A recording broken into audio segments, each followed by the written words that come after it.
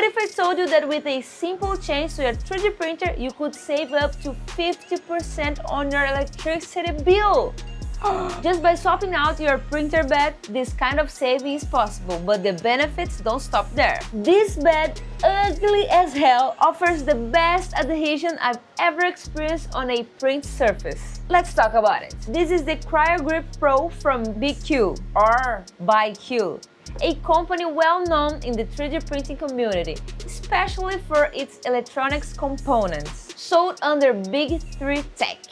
The cold plate, the nickname the community has given the Cryogrip, it's made of 7 layers with 3 of them mirrored, meaning they appear on both sides of the sheet. Layer 1, the central one, made of magnetic steel with high flexibility, helping both with the bed adhesion inside the printer and with removing prints after they are done. Layer 2, on both sides, an adhesion agent that bonds the steel to the next layer.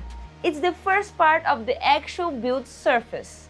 It's almost rubbery, with some flex to it. This layer protects the plate from nozzle impact and corrosion. And finally, the last layer, which I believe is the secret sauce, is a polymeric coating. BIQU claims it's oleophobic and that it attracts filament at a molecular level. There's actual science behind it. So far, everything sounds interesting, but let's talk about the 2 questions I know popped into your head. How much does it cost? And it's really any good? So the price I paid at the time was $23. I will leave the link to where I bought in the description.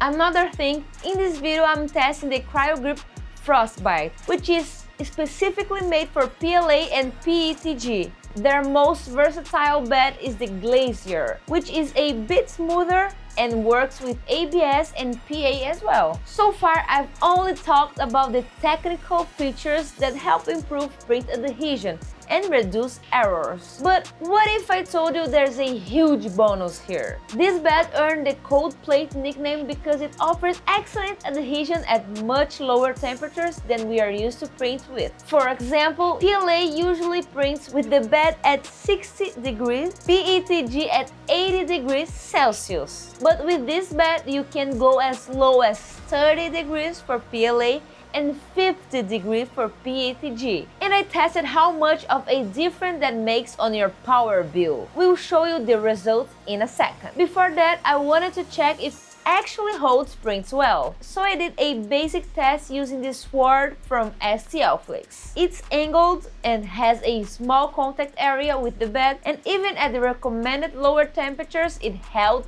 perfectly. That's when I started getting excited.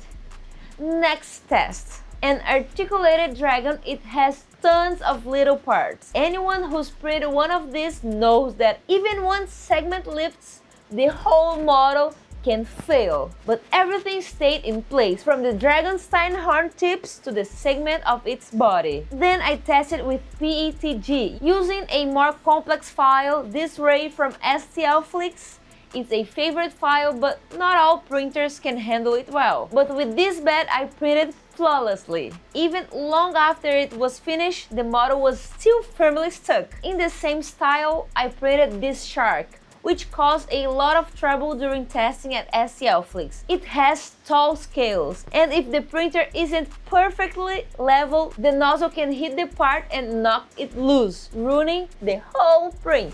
Noodles everywhere.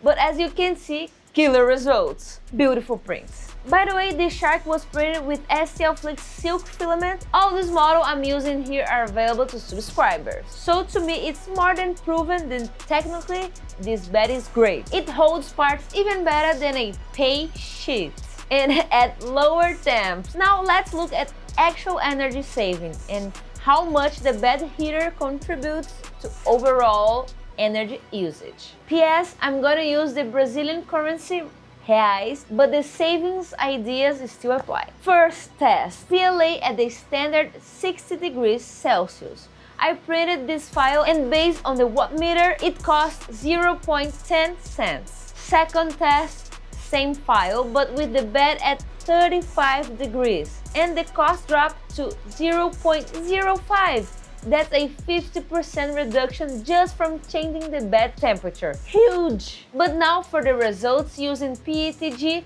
the first print at 80 degrees costs 0.14. Then at 50 degrees, recommended by BIQU, it costs 0.08, a 43% reduction. Seriously. Even just looking at PLA, this is a great deal for people who print a lot or run print farms. Imagine having 10 printers running 12 hours a day. That's about 264 reais a month in energy costs. That's based on a power consumption video that Hugo made. With this new bed, those costs drop to 132 per month, which already pays for the Cryogrip bed in just 1 month. Plus, you get fewer print failures because of the better adhesion. If you don't print that often, you will still see savings, but the improved adhesion alone might already make it worthwhile. That's it for today, guys. If you want your own cold plates, links in the description. Don't forget to follow us on our social media, also linked below. See you next time. Bye-bye!